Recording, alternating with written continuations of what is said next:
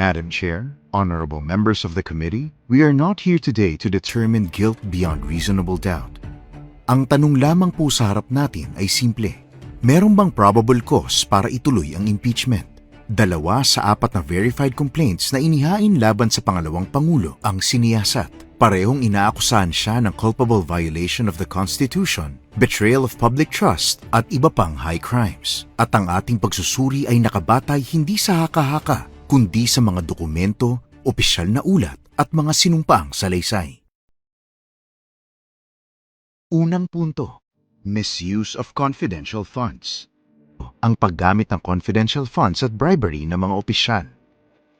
Batay sa mga reklamo, hindi bababa sa 500 million pesos mula sa Office of the Vice President at 112 million mula sa Department of Education na pinaniniwalaang hindi maayos na naipaliwanag o nagamit ng naaayon sa batas.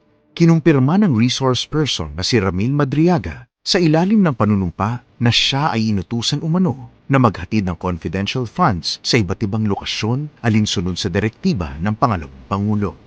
Dagdag pa rito, ang Commission on Audit ay naglabas ng Notice of Disallowance na umabot sa 73 million pesos para sa OVP confidential funds noong 2022. At hindi lamang yon, may hiwalay pang disallowance na umabot sa 375 million pesos para sa 2023. Mahalaga, ang mga disallowance na ito ay formal na kinumpirma at ang apela ay tinanggihan. Hindi ito haka-haka. Ito ay opisyal na aksyon ng constitutional body na may mandato sa pag-audit. Kasabay nito, nagpresenta ang NBI Question Documents Division ng forensic analysis sa mga acknowledgement receipts. Ang kanilang finding, maraming resibo ang isinulat ng iisang tao o iisang grupo ng mga tao. Ibig sabihin, may indikasyon ng fabrication. Bukod dito, ang integridad ng mga dokumentong sumusuporta sa paggamit ng pondo ay questionable. Dagdag pa dito, kinumpirma ng Philippine Statistics Authority ang isang nakakabahalang datos. Sa libu-libong pangalan na lumabas sa acknowledgement receipts na tumanggap ng pondo, libu-libong individual ang walang anumang birth, death o marital records. May mga pangalan lumitaw na walang anumang opisyal na record sa PSA. Sa madaling salita, hindi matukoy kung sila ay tunay na tao. Kung ang mga taong ito ay hindi ma-verify, sino ang tumanggap ng pondo? At kung walang tumanggap, saan napunta ang pera? Ito ang mismong tanong na dapat sagutin ng isang malalim na proseso. Hindi natin sinasabi ngayon kung ano ang final na sagot. Ngunit malinaw, may malubhang red flags. At ang mga red flags na ito ay hindi isolated. Ito ay tumutugma sa findings ng COA at ng NBI. Ikalawang punto, bribery. May mga opisyal ng Department of Education na umaming tumanggap ng mga sobre na naglalaman ng pera mula sa Vice-Presidente. Ikatlong punto, unexplained wealth at money trail. Ang usapin ng yaman at daloy ng pera. Batay sa SALN ng pangalawang Pangulo, ang kanyang declared net worth ay humigit kumulang 88 million pesos. Ngunit kapansin-pansin, mula 2019 hanggang 2024, wala siyang dineklarang cash on hand o cash in bank.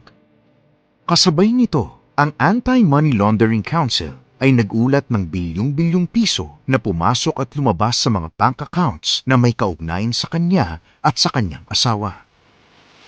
Sa kabuuan, ang transactions ay umabot sa mahigit 6.7 billion pesos. Dagdag pa rito, kinumpirma ng AMLC na ang ilang transactions na tinukoy sa isang affidavit ay tumugma sa kanilang official records. Muli, hindi ito opinyon. Ito ay datos mula sa ahensyang may mandato laban sa money laundering. Ang tanong ngayon, kung may ganito kalaking galaw ng pera, bakit hindi ito lubusang nakikita sa SALN? At kung may paliwanag, hindi ba't nararapat lang na ito ay ilahad sa tamang forum? Ika-4 na punto, threats and acts of destabilization.